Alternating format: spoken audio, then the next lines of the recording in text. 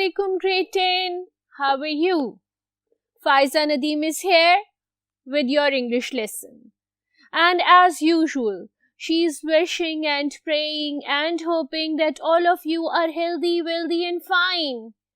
All of you are going to your school regularly, attending your lessons, studying, are obedient to your parents, and the first and the foremost thing is concerned about your salat. What we are going to do today, I'm going to tell you within a sec. So, let's start today's lesson. जी बेटे और बिटिया, what is the board telling you?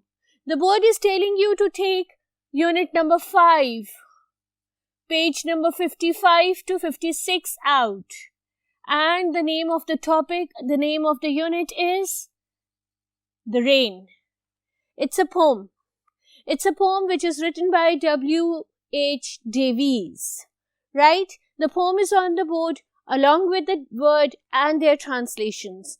Although this poem may never come as a translation in your paper, but still I have done the translation because I don't want you to lose or leave any chance of losing any of your marks.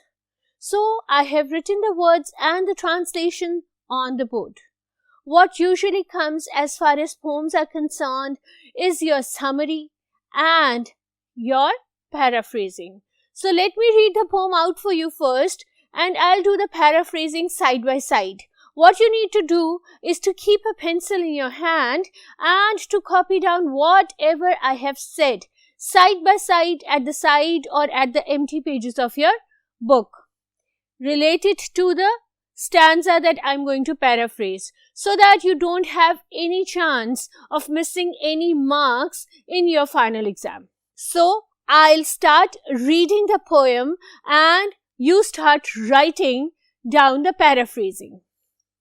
I hear leaves drinking rain. Okay, so here the poet has used a metaphor, which means that since the rain falls on the leaves, the sound it creates, the clatter it creates seems as if we are gulping down our drink. जब हम पानी पीते हैं तो आवाज आती है ना एक स्पेसिफिक गल्पिंग की, तो वही आवाज, उसी से सिमिलर आवाज उस पत्तों के अंदर आती है जिस पत्तों के ऊपर पानी गिर रहा होता है. ठीक है, तो वो ये कहते हैं कि मुझे पत्ते बारिश का पानी पीते हुए सुनाई देते हैं. Is this possible? Can leaves drink water? No. So the poet has used a metaphor. Metaphor क्या होती है आपकी? Metaphor आपकी figurative language होती है, जिसमें आप दो चीजों को compare करते हैं. Non-living things को living thing की quality से compare करते हैं. ठीक है? I hear rich leaves on top, giving the poor beneath, drop after drop. वो ये कह रहा है कि जो दरख्त के टॉप पे पत्ते हैं वो सबसे अमीर है. ठीक है, क्योंकि वो डायरेक्ट रेन ड्रॉप्स जो हैं अपने अंदर एब्जॉर्ब कर लेते हैं. और उसके बाद क्या होता है? उसके बाद ये होता है कि जो गरीब गुरबा हैं, जो पत्ते दरख्त की निचली तरफ हैं, उनको वो drop by drop rain water provide करते हैं. ये तो हो गई बेटा इसकी शैलो मीनिंग. अगर हम इसकी डीप मीनिंग के अंदर जाएं तो हम ये जानेंगे कि this is one of the trauma of every society in the world. The rich gets the best and the poor gets whatever is left behind the rich, and that too drop after drop, one by one, not all collectively but drop after drop. It's a sweet noise to hear these green leaves drinking near. So the poet over here is enjoying the sound of raindrops on the leaves.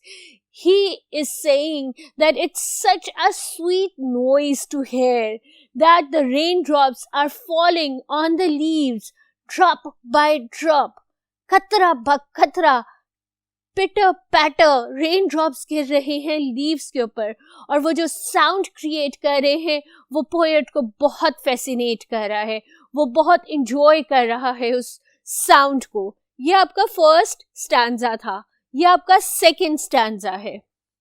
And when the sun comes out after this the rain shall stop. और वो कह रहा है कि जब सूरज निकल आता है, when the sun rises, when the clouds disperse and the sun comes out, the rain stops. ठीक है? A wondrous light will fill each dark round drop.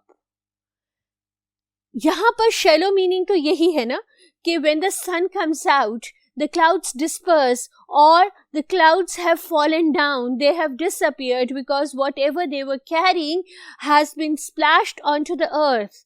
Then the sun comes out. और अगर हम इसको बहुत deep rooted ले लें तो हम ये कहेंगे after every problem comes a solution. After every darkness there is light. So whenever the problem ends, the entire world is filled with light. You come across light, blessings, happiness once the sun is appearing, once the sun comes out.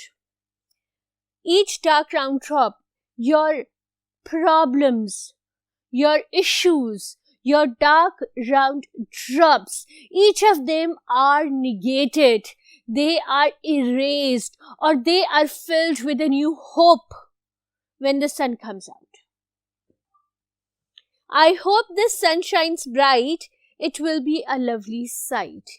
Now over here, the poet is hoping that the sun will shine bright, so that the leaves that have been recently washed with the rainwater will look bright and lovely. Shallow meaning है, अगर हम इसको deep rooted देख लें तो हम ये कहेंगे कि if Allah Almighty will bless us through and through our life, then each and every problem, each and every event of our life will shine brightly, will look brighter, will look better. ठीक है? तो ये इसकी deep rooted meaning है. Let's move on to the vocabulary and meanings. आपको पता है हम ये क्यों करते हैं? एक ट्रांसलेशन के लिए.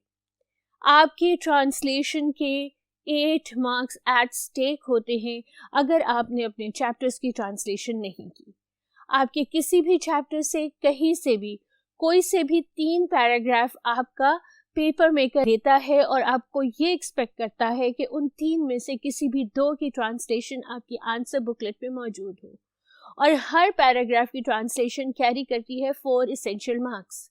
तो हमने चाहे वो पोम है उसकी भी ट्रांसलेशन ओवरलुक नहीं करनी, उसकी भी ट्रांसलेशन लाजमी करनी है. Once you are done with the paraphrasing, let's write the translation, underline the word and write its meaning on the top.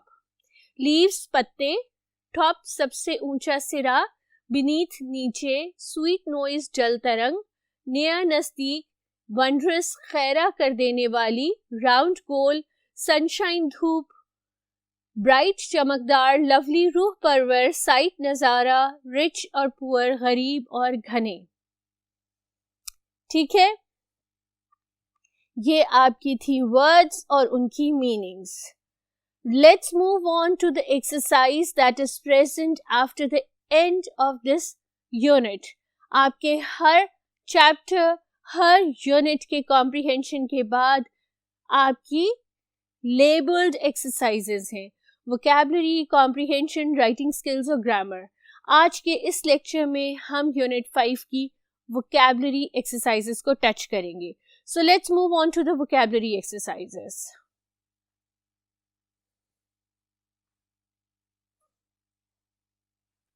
Ji Bitto, what is the board telling you? Board is telling you that we are going to start with vocabulary exercise A. And exercise A is asking you to turn the given words into their opposites and then construct sentences from both the word and its antonym. Antonym क्या होते हैं? Opposites. मैंने पहले ही आपको clue दे दिया. और synonyms क्या होते हैं? Synonyms होते हैं words with similar meanings. Similar meanings का मतलब हरगिज definitions नहीं होता. Definition वो group of words होती है जो आप use करते हो किसी भी word को explain करने के लिए, जबकि synonym उससे अलहदा वर्ड होता है जो उससे सिमिलर मीनिंग रखता है, ठीक है. और एंटोनिम वो वर्ड होता है जो उसका ऑपोजिट होता है. वर्ड्स आपके हैं rich, poor, top, bottom, near, far, light, dark, bright, dull, noise, silence, lovely, ugly. I've given you the word bank. I have constructed antonyms for you. What we need to do now is to construct sentences. अब मैं क्या करूंगी? मैं word के sentences board पे लिखूंगी और उसके ऑपोजिट या उसके एंटोनिम के सेंटेंसेस आपको वर्बली दूंगी, ताकि आपको दोनों सेंटेंसेस क्लियरली मौजूद हों अपने सेंटेंसेस के बैंक में. इनको ऐड कर दो.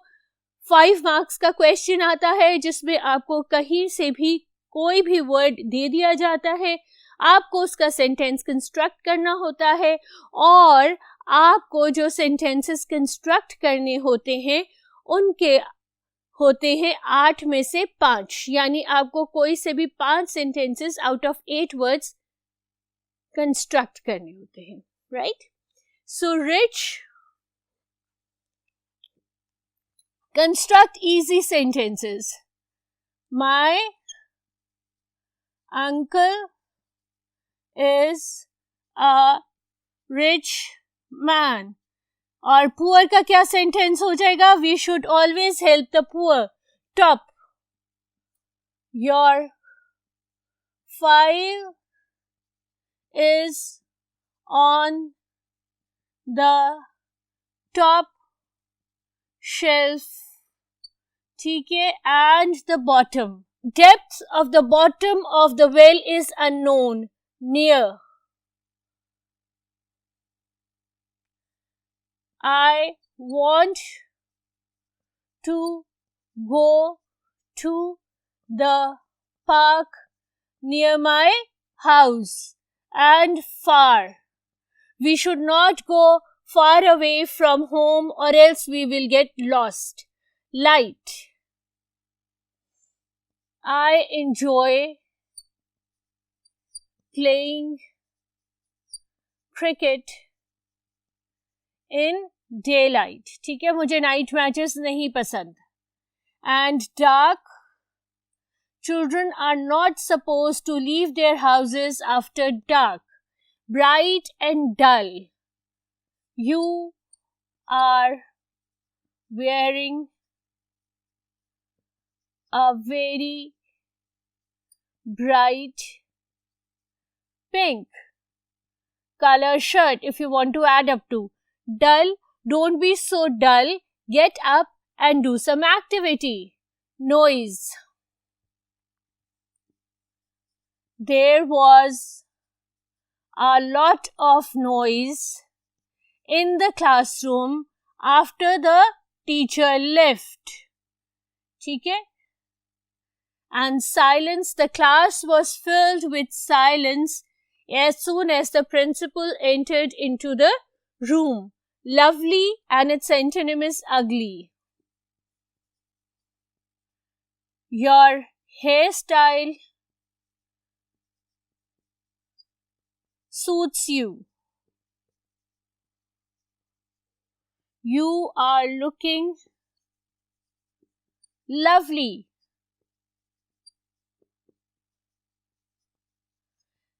This color combination that you have been using is ugly. It's not going or it's not matching with each other, so avoid using it. Right? So I've given you the sentences of all the words and their antonyms. Words are on the board. The antonym sentences I've given verbally. Let's move on to denotations and connotations. Denotations और connotations क्या होती हैं? Denotations वो होती हैं जो किसी भी वर्ड की उसकी लिटरल मीनिंग हो, ठीक है.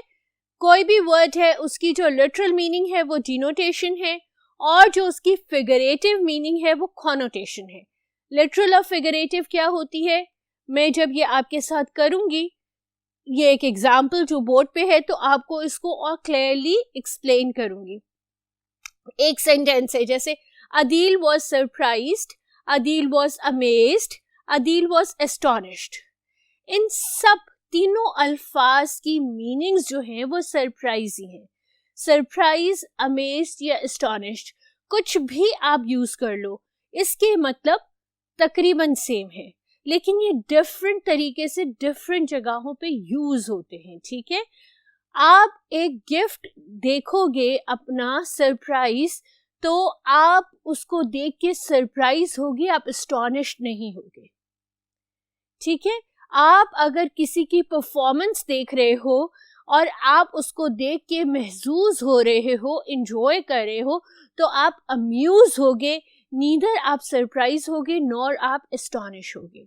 तो ये होती है कॉनोटेशंस के डिफरेंट जगह पे एक जैसे जो अल्फाज हैं वो डिफरेंट तरीके से यूज होते हैं. ठीक है, अब इसके बाद आपसे क्वेश्चंस दिए गए हैं, ये एक्सरसाइज बी है. उसमें आपसे पहले पूछा गया है कि जर्नल मीनिंग दे इन तीनों एक्सप्रेशंस की. तो you will write that the journal meaning of all these three expressions is the same, that is surprised. Second question is additional meaning they astonish की. तो एडिशनल मीनिंग एस्टोनिश की आप दे सकते हो अस्टाउंड, startle और अमेज. ठीक है, जो एस्टोनिश की एडिशनल मीनिंग है वो इन तीन अल्फाज से भी डिनोट हो सकती है, ये भी तीन उसके सिनोनिम्स हैं. Third is would a person be surprised और astonished at seeing a ghost. अब आप गोस्ट देख के सरप्राइज नहीं होगे और आप गिफ्ट देख के एस्टोनिश नहीं होगे. देखिए दोनों अल्फाज का डिफरेंस. ठीक है, डिनोटेशन तो इसकी सेम है, हैरान हो जाना, लेकिन कॉनोटेशन डिफरेंट है, डिफरेंट जगहों पे डिफरेंट तरीके से इस्तेमाल हुआ है. अगर आप किसी गोस्ट को देखोगे तो आप एस्टोनिश हो जाओगे, आप सरप्राइज नहीं होगे. करेक्ट है. अच्छा, इसके साथ इसकी एक्सरसाइज सी की तरफ चलते हैं. एक्सरसाइज सी आपको ये कह रही है कि पॉजिटिव और नेगेटिव कॉनोटेशंस आपने फाइंड आउट करने हैं. पॉजिटिव और नेगेटिव कॉनोटेशन क्या होते हैं? पॉजिटिव वो जिसको आप यूज करें तो आपको लगे कि हाँ ये अल्फाज जो है ये कम दिल दुखाने वाला है. ठीक है, और नेगेटिव वो जब आप किसी से सख्त गुस्से में हो, आपका सख्त उससे नाराजगी हो और आप उसका दिल दुखाना चाहें, तो आप सख्त अल्फाज इस्तेमाल करते हैं, वो है नेगेटिव कॉनोटेशन. ठीक है, जैसे आपने ये, अब हमने मोर पॉजिटिव करना है ना. जैसे आपका फर्स्ट सेंटेंस है, our trip to the Khera mines was fine या वंडरफुल. दोनों का मतलब तो एक है, ग्रेट. ठीक है, लेकिन फाइन का मतलब एवरेज है, वंडरफुल इज वंडरफुल. तो यहाँ पे अगर आपने मोर पॉजिटिव रखना है, अगले का दिल रखना है, उसके दिल को परेशान नहीं करना, तो आप कौन सा यूज करेंगे? आप यूज करेंगे वंडरफुल. ठीक है, dash people rolled on the roller coaster. जी, आपका फ्रेंड है and he says that I enjoy roller coaster rides. आपका बेस्ट फ्रेंड है, आप उसका दिल रखना चाहते हैं, तो आप कहेंगे brave people enjoy roller coaster rides. ठीक है, और आपको वो सख्त बुरा लगता है, वो लड़का क्लास में आपको सबसे बुरा लगता है, वो लड़की क्लास में आपको सबसे बुरी लगती है, तो आप कहेंगे foolhardy people go on roller coaster ride. ठीक है, तो पॉजिटिव कौन सा हुआ? ब्रेव. ये आपका पॉजिटिव हुआ. We saw dash animals in the zoo. अरे भाई, weird animals. के fascinating animals. Fascinating animals because we are writing positive connotation. आपको कोई zoo सैर कराने लेके गया है और आपको वो जहर लगता है, उसने आपको आइसक्रीम नहीं खिलाई because they believe that ice cream was not hygienic. आपको बहुत गुस्सा आया हुआ है, घर आके आपने अम्मी अब्बू को रिपोर्ट की कि वी सॉ वियर्ड एनिमल्स. नहीं ना, आपने एंजॉय किया है बहुत ज़्यादा, क्योंकि वापसी पे आप मैकडॉनल्ड्स की आइसक्रीम खा के आए थे. ठीक है. So we saw fascinating animals in the zoo. Some of the monkeys made amusing या hilarious. Hilarious कहते हैं बहुत ज़्यादा फनी, जिसको देख के आपको हंसी आए, ठीक है. और अम्यूजिंग यानी कि जिसको देख के आप सरप्राइज हो जाएं, अम्यूज हो जाएं. तो you will use the word amusing. ठीक है. Everyone had a dash on his or her face on the way home. This is smile. And what is smirk? This is smirk. तो कौन सी positive है? कौन सी? Right, smile. स्मर्क पॉजिटिव लग रही है आपको? कोई गंदा काम करते हो तो मुंह पे क्या होती है? स्मर्क. किसी को तंग करते हो तो मुंह पे क्या होती है? स्मर्क. तो smirk is definitely not a positive मुस्कुराहट. Right. We now move on to more negative. अब हमने नेगेटिव कॉनोटेशंस यूज करने हैं. ऊपर मैंने आपको नेगेटिव रूल आउट कराए थे, अब आपने नेगेटिव करने. अब आप उस शख्स से बात कर रहे हैं जो आपको बिल्कुल पसंद नहीं आ रहा और आपने सारे गलत अल्फाज इस्तेमाल करने हैं.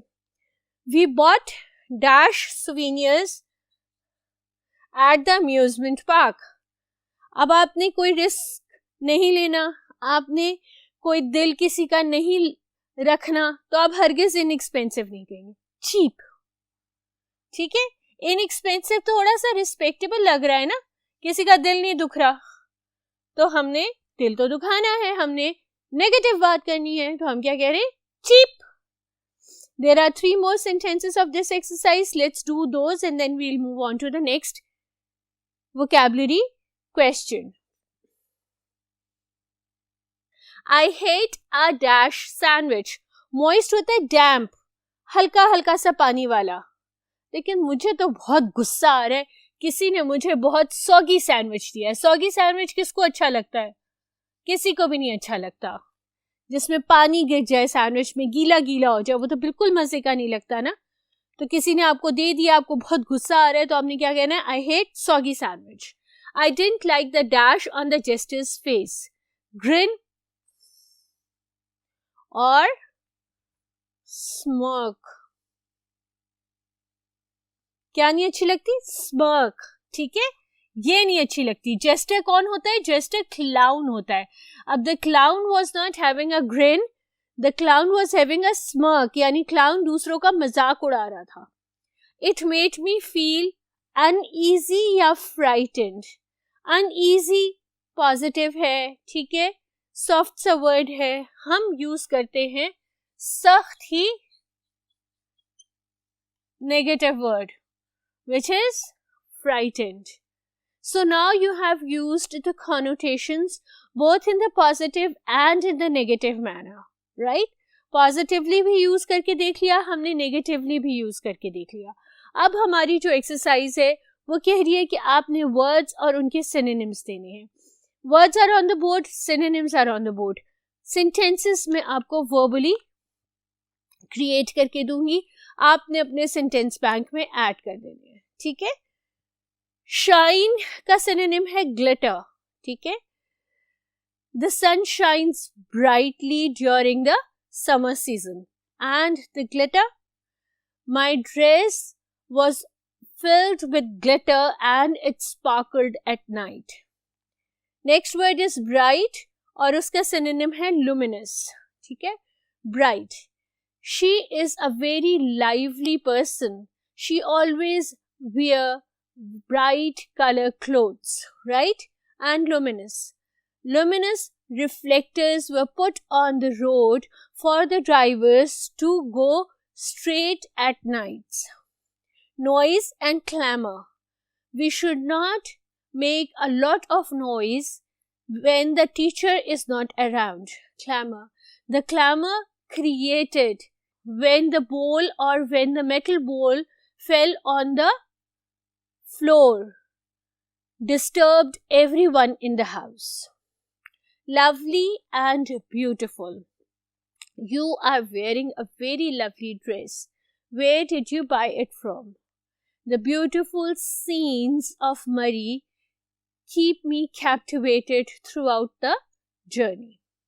So I have construct the sentences from both the words and their synonyms. Quick recapitulation कर लें आज के लेसन की. आज हमने क्या किया? आज हमने की द पोएम द रेन.